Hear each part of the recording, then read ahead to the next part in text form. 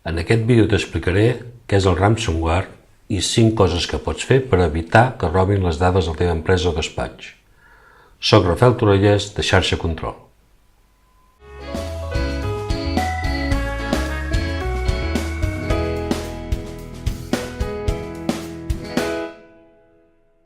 El ransomware, la seva paraula, ve de ransom, rescat, i ware es refereix al programari i software.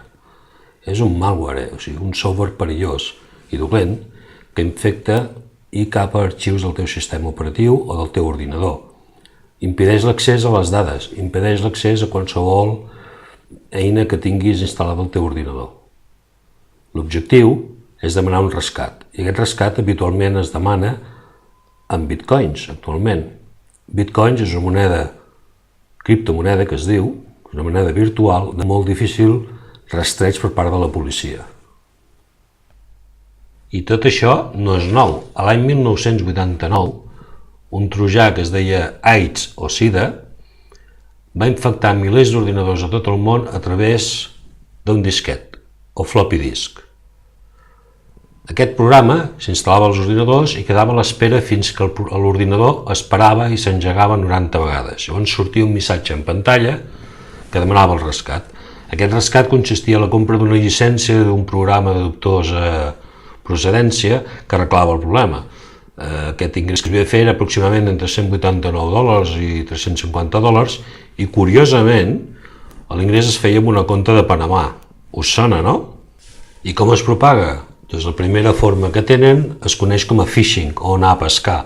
Els delinqüents enganyen els usuaris enviant correus electrònics en format spam, que es diu, que contenen informació en principi bona, com són, per exemple, un paquet que no s'ha pogut entregar, una carta certificada, una factura d'energia, currículums falsos, cartes o documents d'amics de les xarxes socials, devolució d'impostos, multes, tenen molts formats. El que es tracta és d'enganyar l'usuari que es pensa que és un correu correcte, es fa servir la geolocalització per saber en quin idioma s'ha d'enviar aquest correu i a partir d'aquí doncs ens infecten.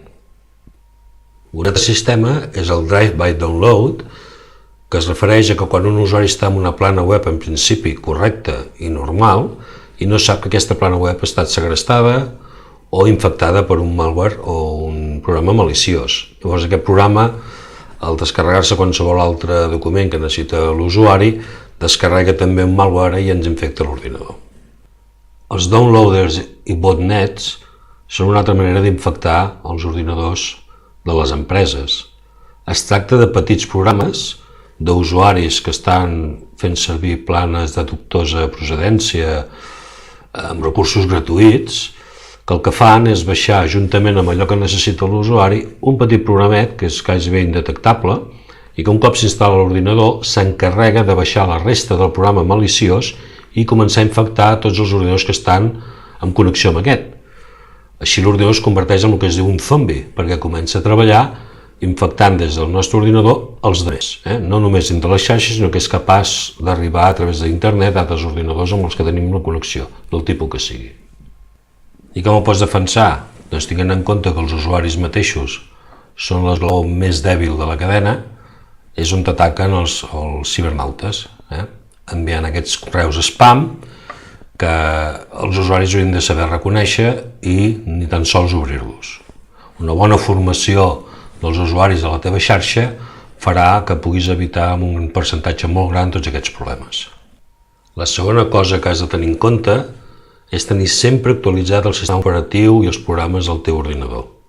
És molt important fer-ho, ja que els fabricants detecten aquests forats de seguretat i ho corregeixen amb aquests parxes que treuen principalment, crec que és cada dimarts, segon dimarts del mes, per exemple, Microsoft. Oracle és molt important amb el tema del Java i aquestes eines que utilitzem cada dia per navegar i per treballar.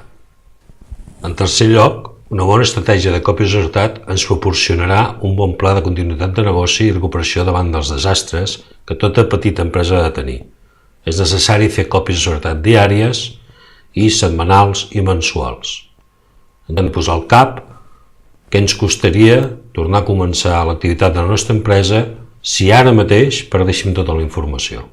En quart lloc, instal·lar un tallafocs, que és un sistema de protecció per capes, de manera que aquest malware necessiti travessar-les totes per arribar al dispositiu final. El dispositiu final serà el nostre ordinador, els servidors, els mòbils, les impressores. Per evitar això, res millor que tenir un tallafocs. I en cinquè lloc, res millor per reforçar la protecció perimetral que ens dona un tallafocs, instal·lar un bon antivirus corporatiu que ens defensarà de tots aquells virus que poden entrar amb la connexió de pastilles USB, càmeres, mòbils o qualsevol dispositiu que els nostres usuaris molt alegrement connecten als servidors de l'empresa. Finalment, si aquest vídeo t'ha semblat interessant, sisplau comparteix-lo a les xarxes. I si creus que necessites més informació de tots aquests sistemes de protecció, contacta amb nosaltres a xarxacontrol.cat, on hi trobaràs formularis i podem programar una sessió d'avaluació.